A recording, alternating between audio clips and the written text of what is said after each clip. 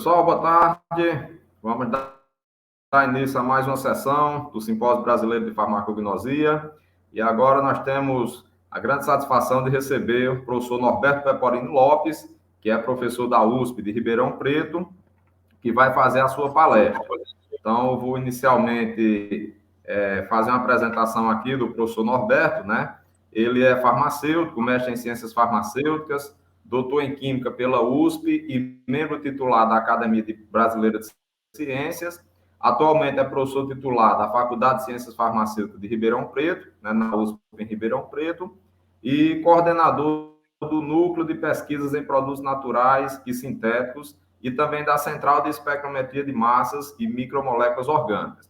Então, o professor Norberto tem vários artigos publicados, né, já recebeu vários prêmios, entre eles aí os mais importantes, né, a medalha da BRMES, o prêmio de inovação Fernando Gallenbeck da SBQ e o prêmio Jerry Knowles, né, da Royal Society of Chemistry, e atualmente é editor, né, de várias revistas científicas, atua nas áreas de química de produtos naturais e espectrometria de massas e é bolsista de produtividade nível 1A do CNPq. Então, professor Norberto, grande prazer também estar recebendo e mediando aqui essa mesa, então fique à vontade para fazer a sua apresentação no evento.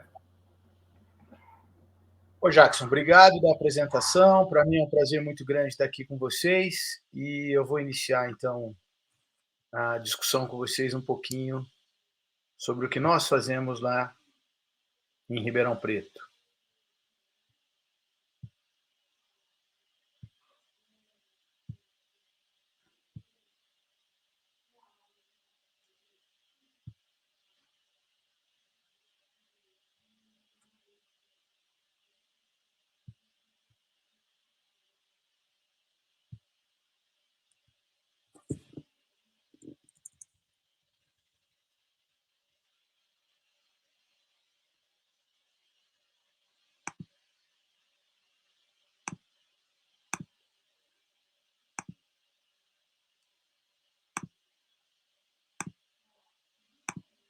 Bom, desculpe essa ligeira demora, é que nós fizemos um teste antes e eu esqueci de colocar o slide na posição correta. Então, esse é o título da nossa conversa aqui hoje com vocês. Então, é um pouco do que nós fizemos até hoje na busca de substâncias biologicamente ativas, os percalços que nós tivemos por aí e alguns sucessos, tá? Então, eu queria começar falando com vocês um pouquinho, meu computador está um pouco lento, dessa figura de equilíbrio. Eu gosto muito dessa imagem, eu uso ela com bastante frequência, porque quando nós vamos discutir de saúde a meio ambiente, o equilíbrio é sempre o que nós buscamos. Porque na doença você diz, já desde a cultura oriental, que ao desbalancear o equilíbrio de um indivíduo, você pode entrar num quadro de doença. Então essa representação do yin yang, para mim, ela é fundamental para a gente começar a conversar um pouquinho sobre esse grande universo que está passando atrás de vocês, que é o universo da química de produtos naturais. E eu queria, inicialmente, falar desse professor, o professor Otto Richard Gottlieb. Ele sempre disse para os mais jovens que não o conheceram, o professor Otto é simplesmente o maior químico de produtos naturais que já trabalhou nesse país. Ele foi 2 vezes indicado ao Prêmio Nobel, né? O que já mostra o reconhecimento do seu trabalho, a projeção do seu trabalho, porque só o fato de já estar entre a lista dos indicados já é uma honra, né? Vamos dizer assim. E ele, com o que ele tinha de técnica na época, que não era muito comparado com o que nós temos hoje, ele já conseguiu propor diversas teorias que hoje nós buscamos explicá-las. E ele dizia muito o seguinte: se você quer usar a natureza, primeiro você tem que entendê-la. E é nessa linha de raciocínio que eu quero ir com vocês. E também quero pegar outro prêmio Nobel, o Roger, que ganhou o prêmio Nobel de Medicina, que ele disse uma frase quando ele ganhou o Nobel extremamente seca para um Nobel de Medicina. As pessoas resistem à ideia, mas a vida é só química. It's just chemistry, né? E isso é o que eu quero abordar com vocês hoje. Natureza, entendimento, equilíbrio e a química cuidando desse processo todo de vida. Bom, eu vou começar dando um exemplozinho de como começou a minha história nesse universo. Então, eu fiz graduação em farmácia, mestrado em ciências farmacêuticas e doutorado em química. Atuei em várias áreas diferentes, que não vem aqui ao caso, mas quando virei professor em 1998, eu tinha muito claro para mim a intenção de trabalhar com regulação do metabolismo. Ou seja, tem uma árvore desenhada no topo dessa figura aí, onde eu estou chamando a atenção para o teor dos metabólitos secundários. E a ideia naquele momento, nesse trabalho, que é um dos trabalhos mais citados que eu tenho até hoje, escrito em português, por Química Nova, nós tentamos racionalizar diversos efeitos bióticos e abióticos que poderiam interferir nesse processo. Posteriormente, no ano de 2000, 2 anos depois de teorizar tudo isso tudo, eu estava chegando na Universidade de Cambridge, no Reino Unido, para trabalhar com esse senhor, James Stalton.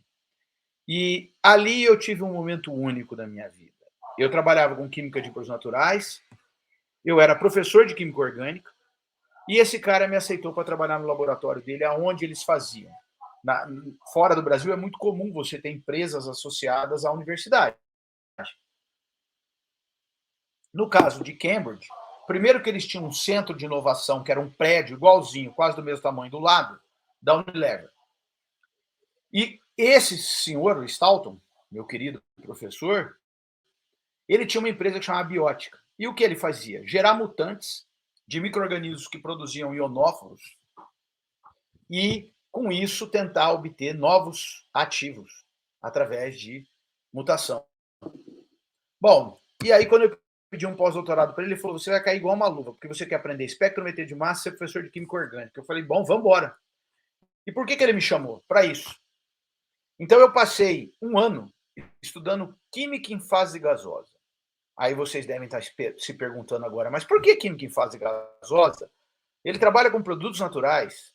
Ali, nesse momento, eu estava colocando a primeira semente para cuidar do sonho que está desenhado no lado esquerdo superior dessa prancha. Ou seja, conhecendo química em fase gasosa, conhecendo efeitos genéticos na mutação sobre a possibilidade ou não de novos arranjos moleculares, abriu uma nova maneira de eu pensar a química de produtos naturais. E esse é o trabalhinho que eu falei para vocês, que saiu só lá em 2017. Vou mostrar para vocês, talvez, o primeiro grande desafio da minha carreira. Quando eu voltei com toda essa ideia, eu estou no Brasil, montando o primeiro equipamento que nós tínhamos de massas, né? Daqui a pouco eu mostro para vocês aonde nós estamos hoje. E os meus colegas da medicina me procuraram e falaram, Beto, olha, é o seguinte, tem uma substância que mata os pacientes com problema renal que comem carambola. Nós tivemos um problema no hospital aqui, o problema em Ribeirão foi muito grave, eu não vou entrar em detalhes aqui agora, mas sim, muita gente foi a óbito. E havia, naquele momento, grupos do Japão, grupos dos Estados Unidos, tentando identificar o que era. Havia um rastro, uma assinatura do que poderia ser. E, normalmente, eles guiavam isso por bioensaio. Eu não vou passar o vídeo, acho que com essa foto da injeção cortical do extrato cru, dá para vocês perceberem o rato entrando em espasmos, a coisa é horrorosa. Basicamente, você tem, nesse fenômeno, alguma substância que levava, primeiro, a soluço, depois, confusão mental, tremores, ataque epilético e morte. Tá? O que se tinha? Um espectro de massas que está aí do lado de vocês. Aí tem um MS da substância, 256. Alguns grupos achavam que poderia ser um derivado de poliacelamina, outros grupos defendiam que essa substância nem deveria ter essa massa. E ali, então, nós propusemos fazer um estudo guiado por espectrometria de massas e não guiado por ensaio biológico mais. E nós tivemos sucesso e conseguimos caracterizar a substância 1, que está aí desenhada para vocês. Que dependendo do olhar que vocês quiserem, ou é uma fenilalanina modificada ou uma tirosina modificada. possam ter a licença poética que queiram para olhar essa molécula. E ao lado 2, que é a ciclização de 1. E aí sim, ao ciclizar formando uma amida cíclica, você não quebra essa amida de jeito nenhum, isso é muito estável, e a substância perde totalmente seu efeito. Dedico aqui esses segundos para lembrar do meu grande amigo Luiz Silva, professor Uniquê de São Paulo, nos deixou há 5 anos, faleceu muito jovem, e ele que fez a síntese total com seus alunos dessa substância 2 para nós. Isso vinha, posteriormente, comprovar, então, que a necessidade dos dois grupamentos ácido carboxílico em uma região do espaço semelhante ao ácido ibotênico, fazia o bloqueio total da sinapse, e aí você levava morte neuronal. Do lado você tem essas pranchas, mas em resumo, isso foi um trabalho muito famoso, foi capa da Angewandte Chemie, que é o principal jornal da área de química, foi de destaque na Science, gravamos um monte de documentários, mas tudo isso é nada próximo do fato que várias pessoas nos escrevem até hoje, inclusive faz uma semana que eu recebi um desses e-mails carinhosos, dizendo, olha, graças ao artigo de vocês, minha mãe não morreu, minha tia não morreu, algum parente não morreu. Né? Então, esse trabalho ele foi talvez o maior divisor de águas na minha carreira. Foi mostrar que nós podemos, no Brasil, fazer tão bem quanto qualquer uma dessas pessoas lá fora, né? E podemos sim trazer retorno à sociedade. Hoje, essa substância está em vias de ser licenciada para produção pela Vita, né? Para ser vendido como novo indutor de epilepsia. Bom, tudo isso daí estimulou muito o sonho que eu tinha de me aprofundar em espectrometria de massas. E em 2002, junto com esse trabalho aí que foi construído, começando a construir, que eu mostrei para vocês, nós planejamos o nascimento da CEMO, que é a Central de Espectrometria de Massas de Micromolécula Orgânica. Era uma máquina só, de um projeto, que malemar atendia o projeto. Mas, desde o início, nós dávamos acesso a todo e qualquer pesquisador. Né? E a Central CEMO tem uma coisa interessante, ela tem lá no seu estatuto que é proibido qualquer pessoa que trabalha na CEMO ser autor de um artigo científico simplesmente pelo fornecimento de espectro. Então, nós tentamos tornar democrático esse processo. A CEMO hoje, ela tem bem mais de 5.000 usuários, na realidade, dado dessa semana, 7.800 usuários. Então, mesmo com a pandemia, ela ainda funcionou um pouquinho. Agora o nosso principal colaborador, o Tomás, acaba de aposentar, eu perdi meu braço direito e um pedaço do meu braço esquerdo, mas nós vamos, óbvio, que nos reinventar novamente, né? Então, os usuários que podem estar escutando essa fala agora, me perdoem que a CEMO vai ficar um pouquinho atrasada em débito com as pessoas, porque nós precisamos reestruturar essa estrutura. Mas isso tudo nasce, e aí são comprados diferentes equipamentos, que permitiram a gente dar o salto maior, que foi o salto de tentar entender fisiologia de metabólito secundário na busca de suas ações, possam ser ela para a saúde ou não. O primeiro modelo que eu quis testar foi a teoria de borda do professor Otto. O professor Otto dizia o seguinte, que se você tiver uma espécie típica de um ambiente, as 3 fotos, as 2 fotos abaixo, do lado direito, vocês percebem claramente arnicas, espécies do gênero Liquinófora, crescendo em ambiente de campos rupestres. E do lado esquerdo, além da planta, tem um feioso aí no meio, ó, que é o gobo, meu amigo, né? Tá escondido aí. Na época do seu doutorado, coletando arnica. E aí você percebe no canto superior dessa foto, do lado esquerdo, a arnica misturado com uma série de outras plantas de uma mata de galeria. E segundo a teoria de borda, se você tivesse que procurar substâncias tóxicas, ou com ação para o câncer, por exemplo, citotóxica, a melhor coisa era você nunca procurar no ambiente padrão dela, e sim nas áreas de borda. Fizemos os ensaios biológicos. Nossa Senhora, o professor Otto estava certo. A atividade citotóxica do material coletado na borda era infinitamente maior do que no ambiente normal. E esse é um perfil químico. Eu adoro esse folder, tá? Essa prancha. Eu já deveria até ter parado de usar para colocar assuntos mais modernos, mas é uma coisa que me emociona esse trabalho. Porque tudo que o professor Otto falou, nós publicamos ela lá em 2007, 2010, já é um dado antigo, mas é impressionante o que esse homem, esse visionário, conseguiu teorizar, ou seja, construir conhecimento, que tem uma coisa muito diferente entre pesquisa e ciência. Né? Na pesquisa a gente gera dados científicos. Na ciência você gera teorias com resultados científicos. Né? E o professor Otto era um cientista. Então é bonito de você ver essas amarras. Né? E aí vocês percebem claramente nos dois cromatogramas, o cromatograma superior é um clássico exemplo de campo rupestre. Percebam que a fatia central dele tem pouquíssimos sinais, mas tem, enquanto que o da borda é o cromatograma inferior. Os ácidos clorogênicos, eles vão variar, tá? O que é esperado, e depois, daqui a pouco eu explico por quê. Por volta de 11 minutos, tem o sinal que eu considero mais importante, que depois eu vou voltar para ela, que é a vicenina, um C-flavonoide, e as lactonas cis-terpênicas, aí sim com ação citotóxica, que ocorrem entre 22 minutos a 40, vocês percebem como é amplificado o fenômeno. E eu tomo aqui a liberdade de chamar essas substâncias, no caso, de fenótipos químicos. Tá? Se nós considerarmos que fenótipo é genótipo mais meio ambiente, na definição mais simples que a gente tem, claramente isso é um fenótipo. Por quê? Porque tanto em cima quanto embaixo vocês percebem que a assinatura gênica está lá, a possibilidade de produção. Você não encontra muita substância. A pressão ambiental que o professor Otto teorizou está ali, expressa naquele monte de sinal.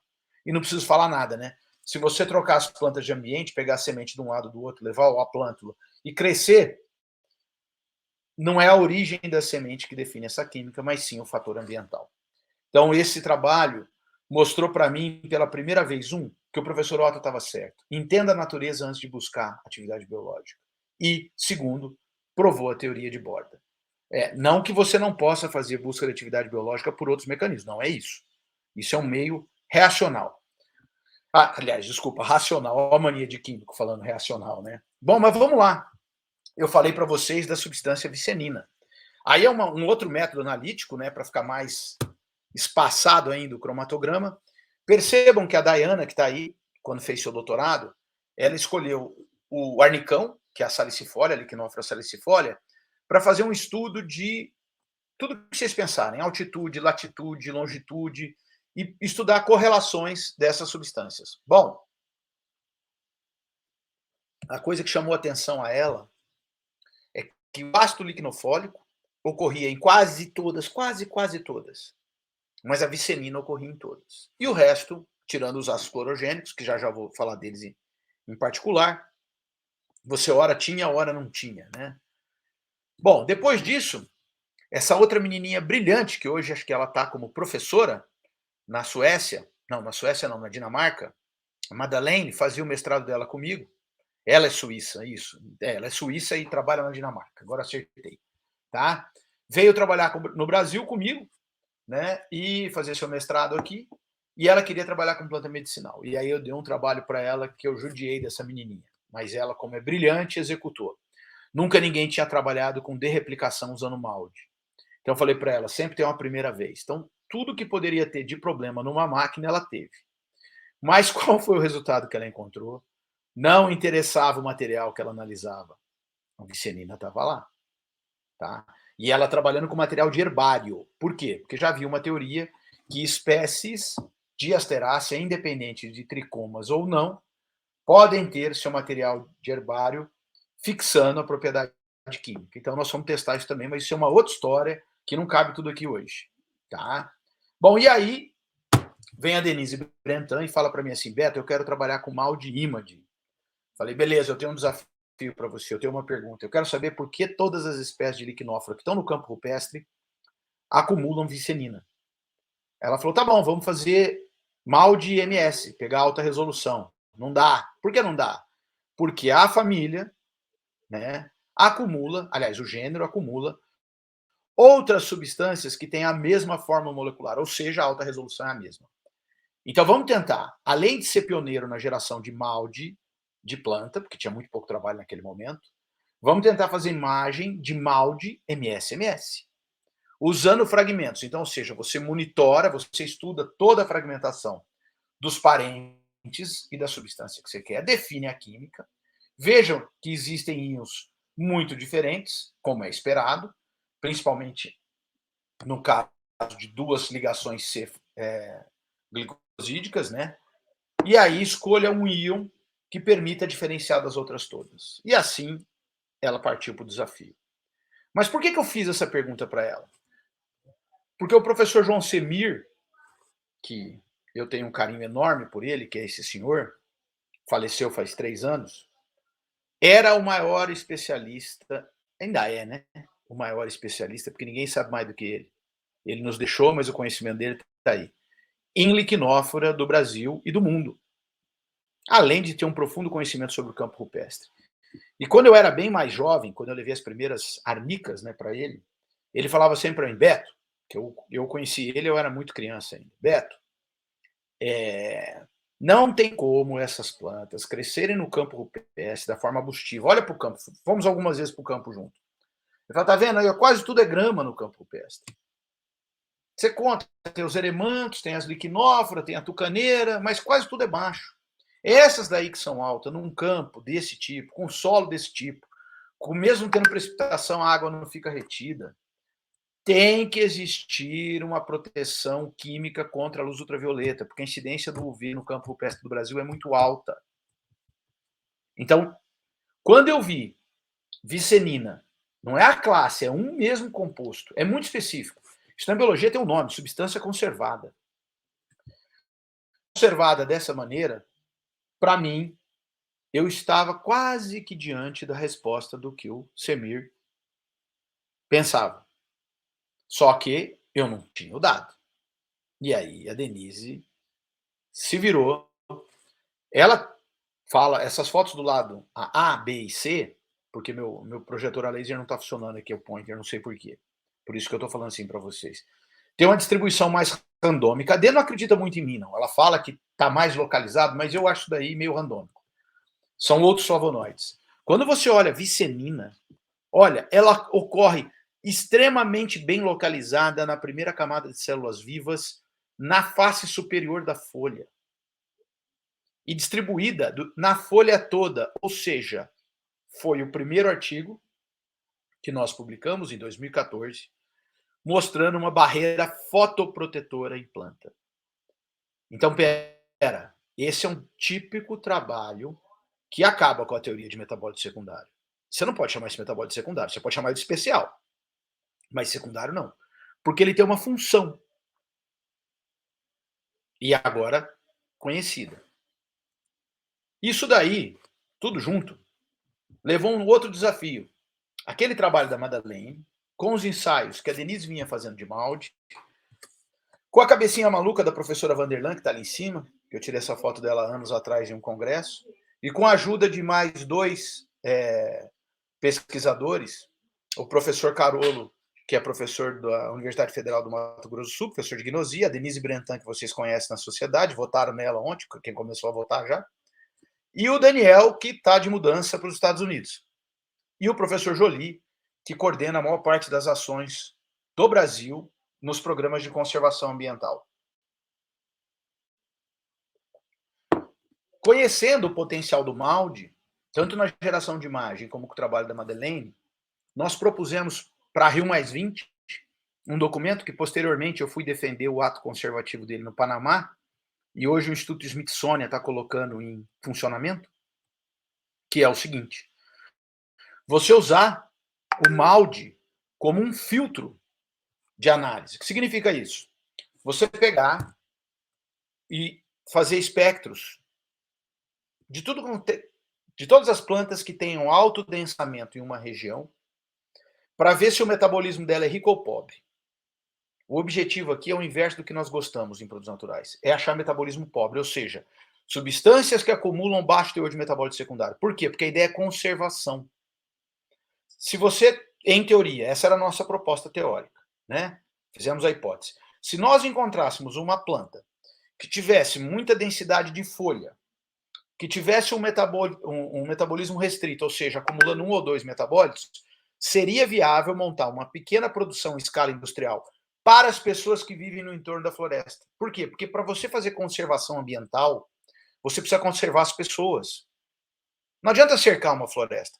Se o pai de família tiver com fome, à noite ele vai entrar e vai caçar ou vai cortar palmito.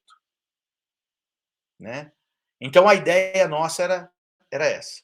Qual não foi nossa surpresa quando nós fizemos a prova de conceito, publicado na forma de carta em 2012, para servir de subsídio para outros documentos, quando nós vimos que, ao rastrear, para vocês terem uma ideia, no molde dá para fazer até 400 plantas overnight, com esse foco, não com o foco que a gente está acostumado.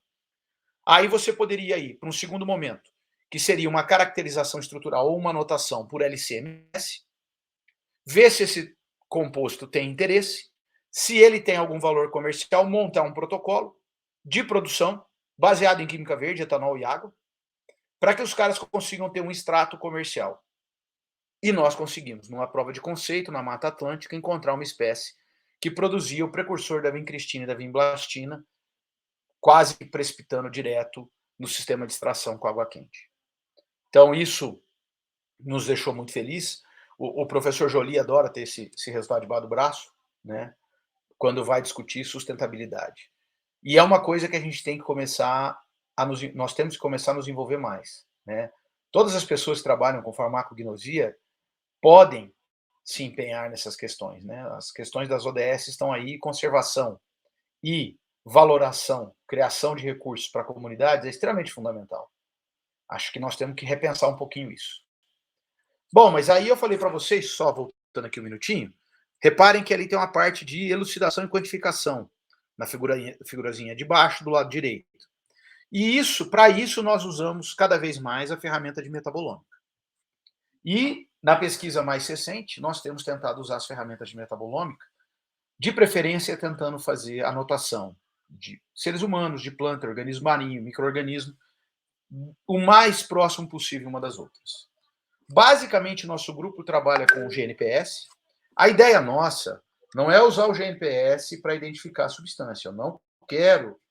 O GNPS não foi concebido para isso. Ele até pode fazer isso. Mas ele é extremamente importante porque ele é um organizador molecular. A criação de redes dentro do GNPS é algo fantástico. Ele te salva trabalho, ele te organiza dados em famílias, baseado em eliminação neutra, em pedaços de fragmentação. Então, a gente trabalha com o GNPS. Particularmente, eu, o Beto, adora química em fase gasosa. Então, quando eu consigo ensinar algum aluno, muitos deles correm disso, né? Falam, não, você tá louco, Beto, não é para mim, não gosto. Mas os que gostam conseguem aprofundar um pouco mais e usar um pouco mais de química em fase gasosa para dar segurança em anotação. E mais recentemente, com o Fausto e com o Alan, a gente tentou combinar uma outra maneira de fazer essa abordagem para caracterizar posições de funções em classe. Então, basicamente, essa é a estratégia. A gente usa muito esse trabalho de 2016 do GNPS. Em 2016, a convite da Royal Society, nós escrevemos uma revisão de química em fase gasosa para ajudar as pessoas que queiram entrar nesse campo. Né? É até interessante, porque o Open Access desse artigo foi publicado por uma empresa de espectrometria de massas, para deixar mais livre essa informação, para que mais usuários pudessem usar e eles vendessem mais máquina. Olha que coisa interessante. Né? E no Analytical Chemistry nós publicamos, então, esse para analisar substituições.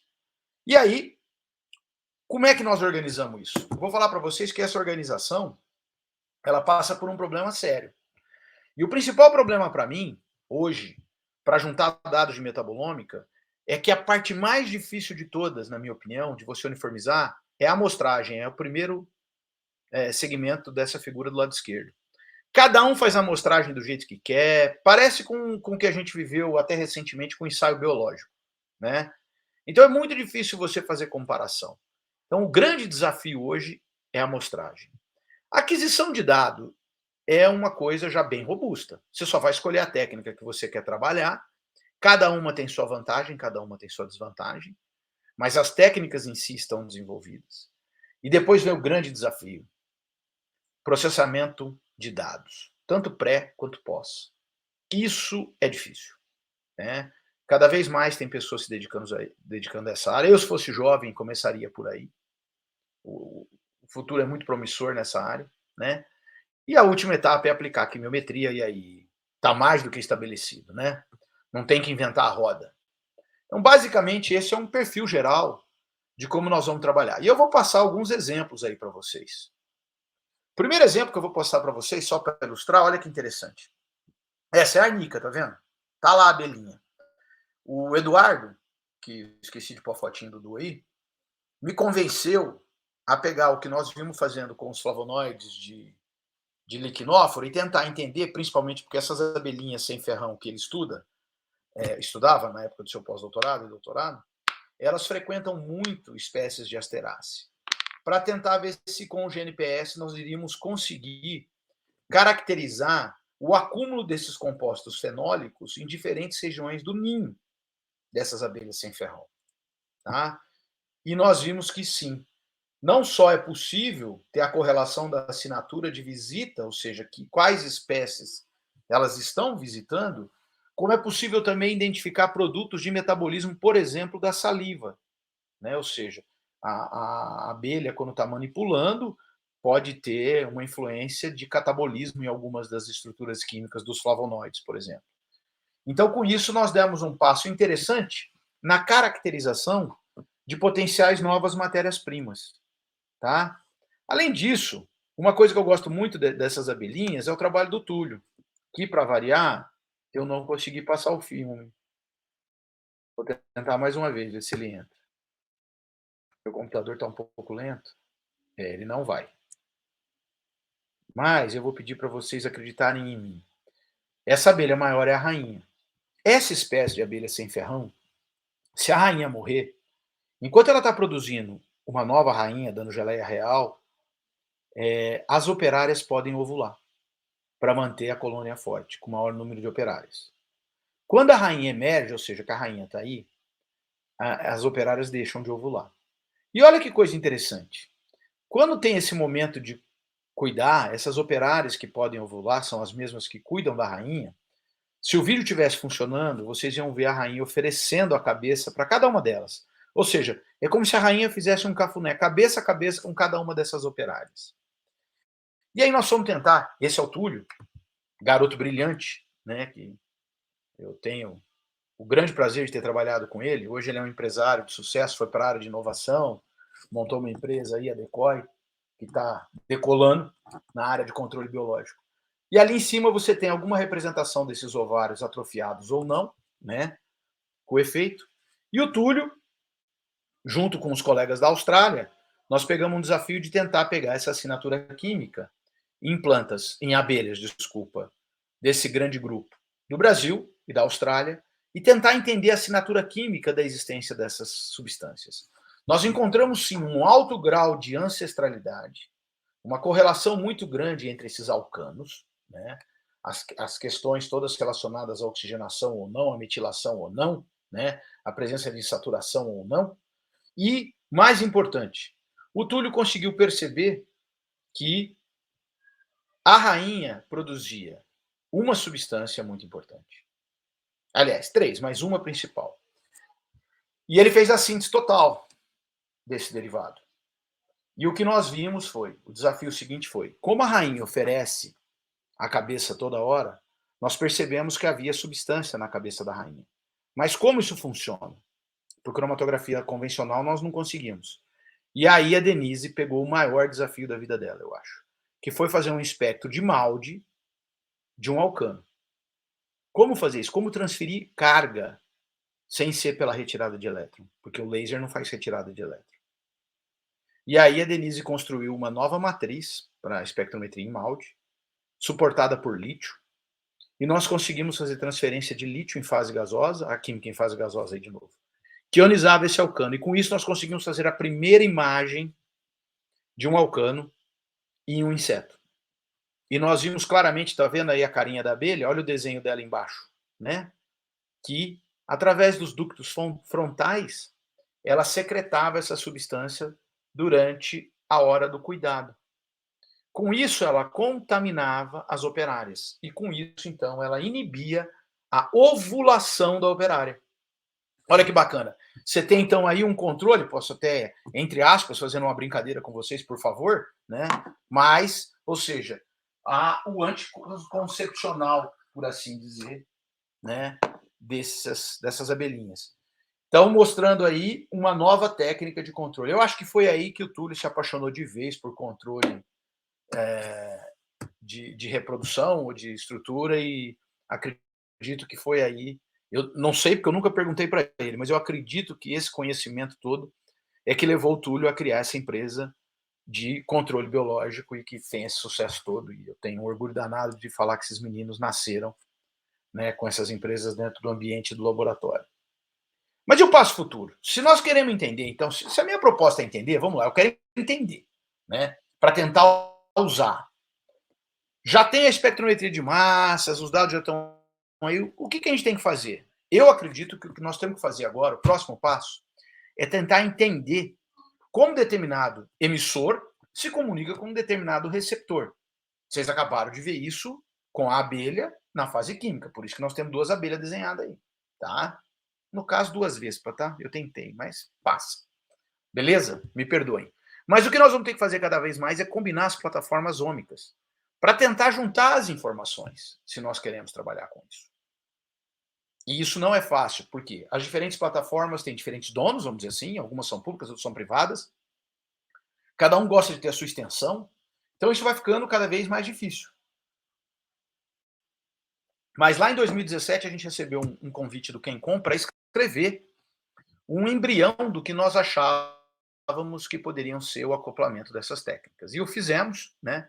E estamos tentando trabalhar, e eu vou mostrar isso para vocês já já. Vou dar o exemplo com, né? Aqui tem, eu tive uma sorte dada, eu tenho que agradecer, eu sou um caboclo de sorte. Essa turma aí me procurou para trabalhar com isso. Em cima, o Julian, que é o orientador, que é o de barba menor, mais branquinha, e o Carlos Taboada, que apesar de jovem tem essa barbona desse tamanho, parece o Barba Negra do Piratas do Caribe lá, né? E esse inclusive é o apelido dele.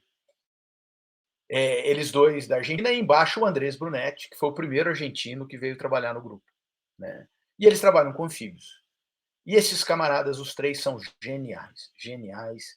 São pessoas, assim, biólogos de raiz que topam qualquer coisa, de síntese a determinação estrutural, e que têm perguntas basais importantes. Então eu não vou entrar aqui em detalhe, porque nós estamos num congresso de gnosia, mas esse timinho todo aqui dos marronzinho e verdinho pertencem a grupos muito próximos, que é o que nós vamos discutir já já. E aí a nossa ideia foi brincar com isso aí. Primeira que eu vou mostrar para vocês é um exemplo do GNPS agora com várias espécies. O que eu estou fazendo aí? Como eu falei para vocês, o GNPS é uma ferramenta maravilhosa para você trabalhar com metabolômica, desde que você esteja fazendo a pergunta correta. Então, aí são dados compilados de LCMS de 1, 2, 3, 4, 5, 6, 7, 8, 9, 10, 11, 12, 13, 14, 15, 16, 17, 18, 19, 20 espécies. O que você quer com isso, Beto? Ver se existe metabolismo comum, tá claro. Cada cluster desse aí, ó, é uma família de substância, tá? Percebam que tem família que tem verde escuro, verde claro, cor de rosa, significa diferentes gêneros têm essas substâncias. Agora, quando a gente olha para puncato, tá vendo puntato aí no meio? Essa bolinha marcada em vermelho, só tem verde esse cluster. Embaixo tem o irmãozinho dele, mas eu não chamei atenção porque é só uma funcionalização. Mas olha para esse. Isso significa o quê? Que esse é uma família de metabólitos que só ocorre nessa espécie. Então vamos tentar entender por quê. Essa é a puncatus aí. Essa rã tem um fenômeno que é incrível. O Taboada, quando estava fazendo seu doutorado, teve uma ideia brilhante. Essas rãs, como dá para perceber pela foto, elas ocorrem em água-pé, elas são pequenininhas. Para coletar esses bichos é danado, porque você fica dentro d'água. Bom, no caso dessa foto aí, ou de outras que nós temos, nós vamos coletar isso onde? No Rio Grande, no Rio Paraguai, no Pantanal. Qual a principal jararaca que tem lá? Boca de sapo. Por que aquela jararaca chama boca de sapo? Porque ela se alimenta de anfíbio. Tá? Digamos, então, que não é lá o lugar mais agradável para você estar com água até no meio da barriga, empurrando água a pé para procurar rã, a chance de você achar enfiar a mão numa jararaca é enorme, né? Qual foi a ideia dele? Eu vou levar uma luz ultravioleta, porque o água-pé, quando eu jogo luz ultravioleta, ele brilha inteirinho no vermelho. Isso já é bem conhecido. Aonde eu ver um ponto preto que não brilha, eu vou encontrar o quê? Potencial RAM. Se for comprido, o potencial cobra, não chego nem perto. Quando? Vou voltar isso aqui, vamos ver se dá. Percebam, quando você joga luz ultravioleta, é isso que você vê desse bichinho. Significa o quê? Que um dos dogmas da biologia, naquele dia, estava aí. Porque na biologia era descrito, até 2017, que nenhum animal superior que saiu do ambiente aquático, esse bicho saiu, ele vive parcialmente no ambiente aquático, possui essa propriedade. Como explicar isso? Lembra aquele GNPS que eu acabei de mostrar para vocês? Lembra aquele cluster verde? Só essa espécie tem. Vamos atrás dele. Fomos atrás deles e descobrimos uma nova classe de produtos naturais. Essa nova classe de produtos naturais, apesar do cromóforo em si não levar a absorção em 400, o envelope que ela forma com a cadeia em volta, ou seja, com o grupo carboxila enrolando ali e capturando a carga, ele passa a ter uma absorção agora na região dos 400 nanômetros. Olha que interessante, essa espécie deu um salto na evolução, porque as rãs, normalmente, elas fazem o seguinte, ela tem o macho alfa, principal macho dela, que canta forte, né? E ela tem um macho satélite, que fica o quê? Fica em volta, dublando. A maioria das rãs fazem isso. E aí, quando vem uma fêmea atraída por um canto muito forte, pode se apaixonar pelo cantor errado que estava dublando. Com esse salto evolutivo, só a reflexão da luz da lua já é suficiente para alguém que tenha um olho muito bem, com uma alta capacidade de absorção no 400, que não é a espécie humana, poderia vê-lo. Passo seguinte, vamos estudar os bastonetes do olho da fêmea e do macho dessa espécie. Não foi nenhuma surpresa quando nós descobrimos que o máximo ocorre exatamente nessa região. Ou seja, a fêmea então consegue evoluir. Esse trabalho foi capa do PNAS pelo fato de ter quebrado um dos dogmas da biologia, né? Foi destaque num monte de lugar, mas a principal característica dele é mostrar, entender esse salto. E a gente tem um interesse ainda para entender esse fenômeno todo é com a pigmentação. Porque olha que interessante. As rãs da família dela são verde. O verde que nós enxergamos tem a ver só com a camuflagem ou tem a ver com aquele verde da noite? Vamos entender. Na realidade, não tinha nada a ver uma coisa com outra. Na realidade, o que nós vimos é que as outras rãs do gênero e vizinhos, elas acumulam biliverdina. Biliverdina, para quem não lembra, quando a gente bate a canela, machuca, jogando bola, jogando vôlei, jogando qualquer coisa que vocês queiram, ou chutando uma cadeira em casa, é o que a gente fala popularmente como roxo. Ah, minha canela tá roxa. Não, ela não tá roxa, né? Ela tá azul muito escuro.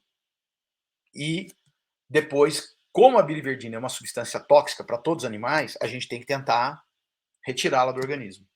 Essas rãs evoluíram e fizeram que uma proteína da família das serpinas se modificasse, perdesse a sua função natural e formasse um complexo biliverdina-serpina ligado.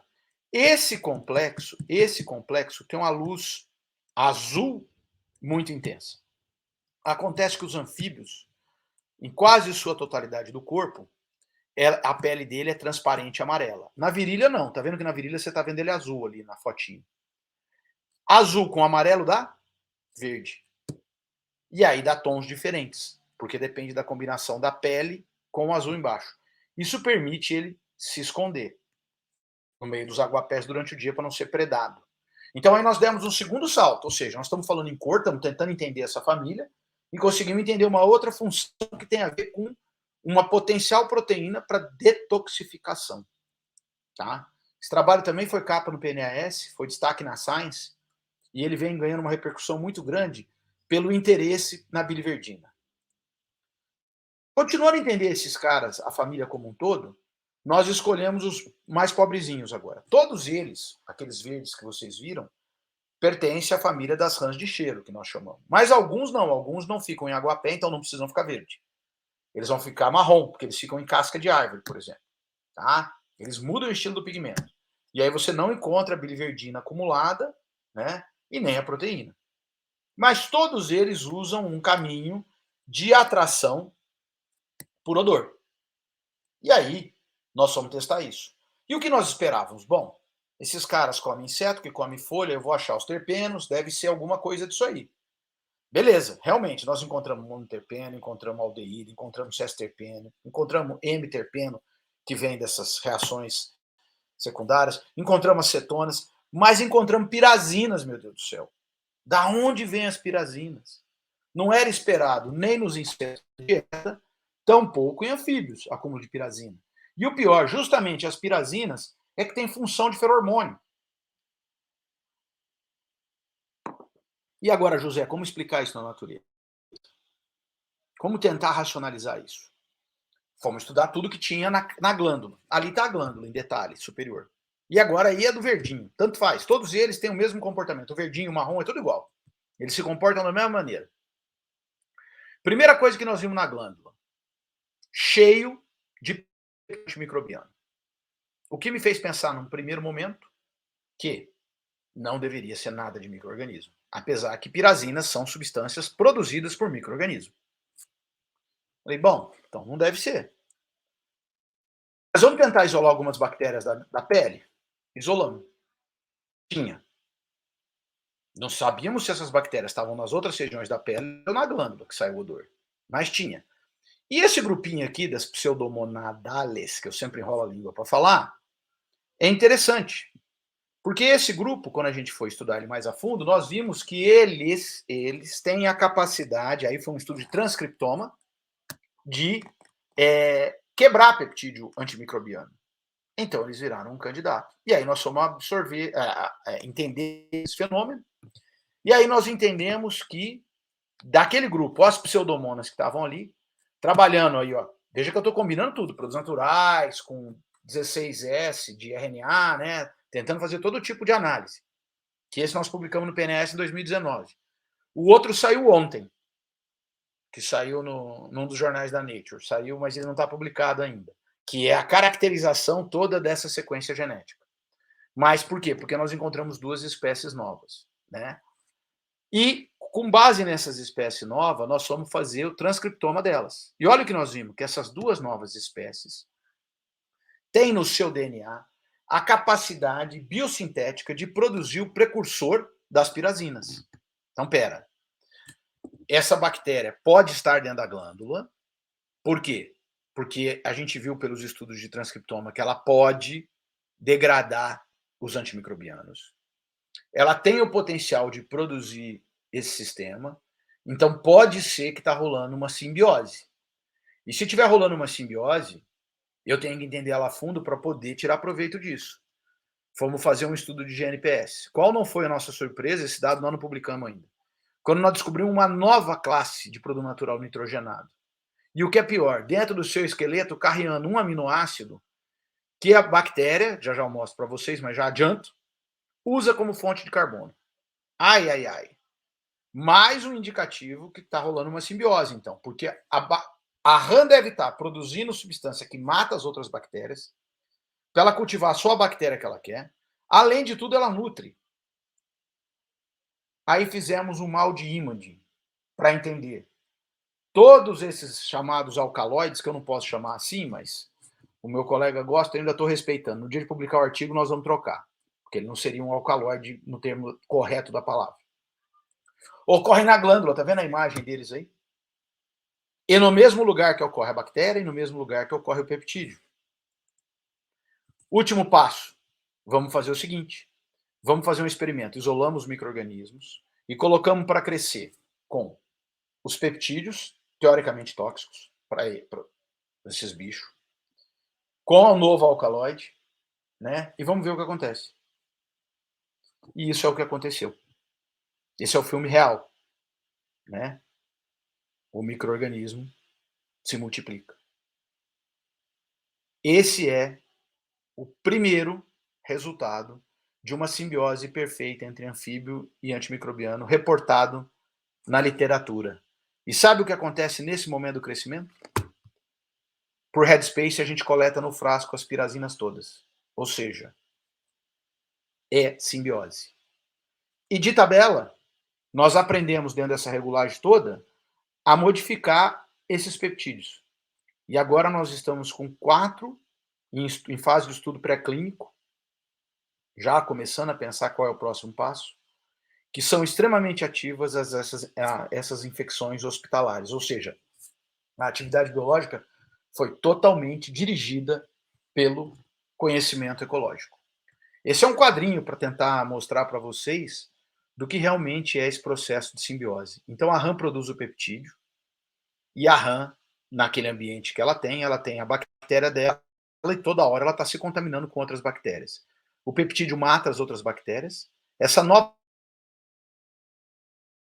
faz com que aquela bactéria que não morreu se multiplique, e ela, por sua vez, produz o feromônio, que é diferente para fêmea e para macho, e que aumenta a eficiência de atração. Com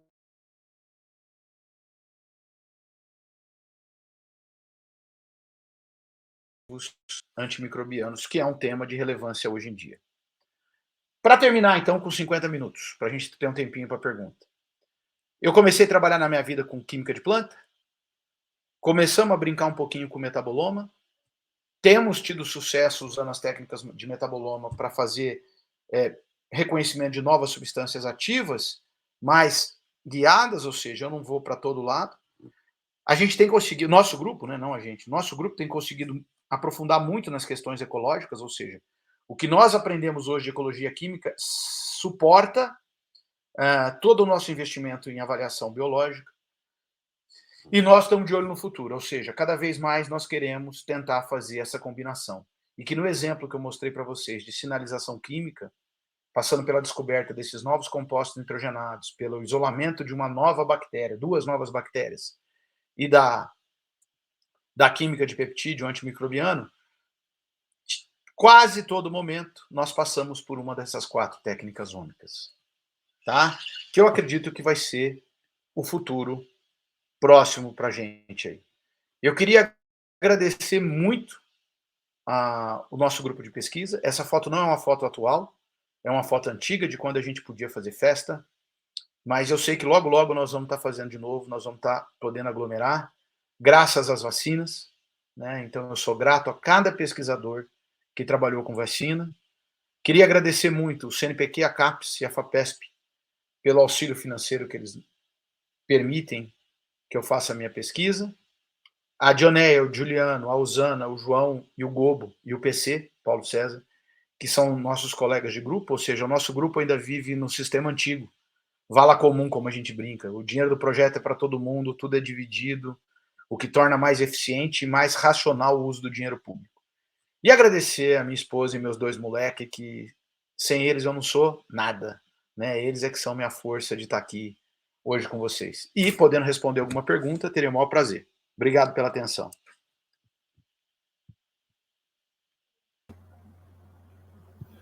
Obrigado, professor Norberto, pela palestra, mais uma excelente, uma brilhante palestra.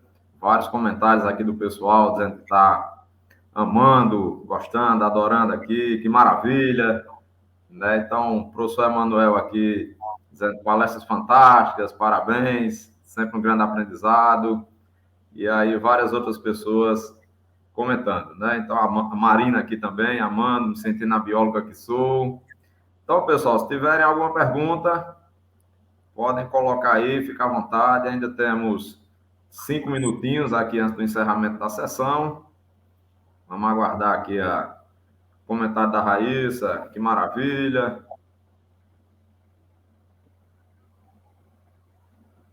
Mais uma vez aqui o pessoal falando que foi maravilhosa. Vamos aguardar. Eu tenho uma pergunta aqui, mas vamos esperar o pessoal começar. Senão a gente...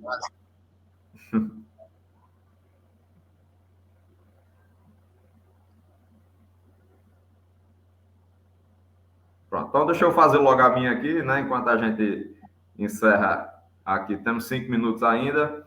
Então, Betão, deixa eu fazer uma pergunta aqui de aluno, meu aluno. E aí, a gente que trabalha aqui nas universidades do Nordeste, né? Muitas vezes tem que começar do zero, né? Como eu, vários colegas começamos, e a gente sempre discute aquela questão dos métodos da fitoquímica clássica, né? Fazer a cromatografia em coluna, fazer uma plaquinha de CCD, né? Analítica, preparativa, e aí é o que a gente tem, muitas vezes, de condição para trabalhar aqui, né? E quando eu cheguei aí, né, eu fui pós-doc aí, passei pelo seu laboratório, a gente vê um outro mundo, uma outra realidade, né? A gente vê laboratórios extremamente equipados, né? Às vezes tem mais de um equipamento no mesmo laboratório, né? São Paulo, uma realidade totalmente diferente daqui, né? Então, eu queria só que você fizesse um comentáriozinho a respeito dessas disparidades que a gente tem no nosso Brasil, né? A gente tem instituições, principalmente aqui no Nordeste, né? Com grupos ainda, né? Desapontando, aí desabrochando, né? Para a ciência, né? Passando a existirem a partir do momento em que publicam seus primeiros resultados, seus primeiros trabalhos, e grupos bastante consolidados, como a gente tem no Sul, no Sudeste, né? E aí a gente tem essa notícia que teve recentemente, né, de cortes, né, do CNPq, né, do edital universal, e, consequentemente, a gente pode ter outros cortes, né, das fundações de amparo à pesquisa dos estados, né, porque também depende de contrapartidas, né, de parcerias. Então, eu queria saber, na sua opinião, né, para a gente que está começando, né, que está iniciando ainda essa caminhada na pesquisa, muitas universidades ainda constituindo seus cursos, suas pós-graduações, né, como é que você vê todo esse cenário do Brasil hoje? Então vamos lá, que é tanta coisa, senão não dá tempo de falar. Bom, primeiro que o nosso laboratório não é uma realidade nem para o estado de São Paulo. Tá?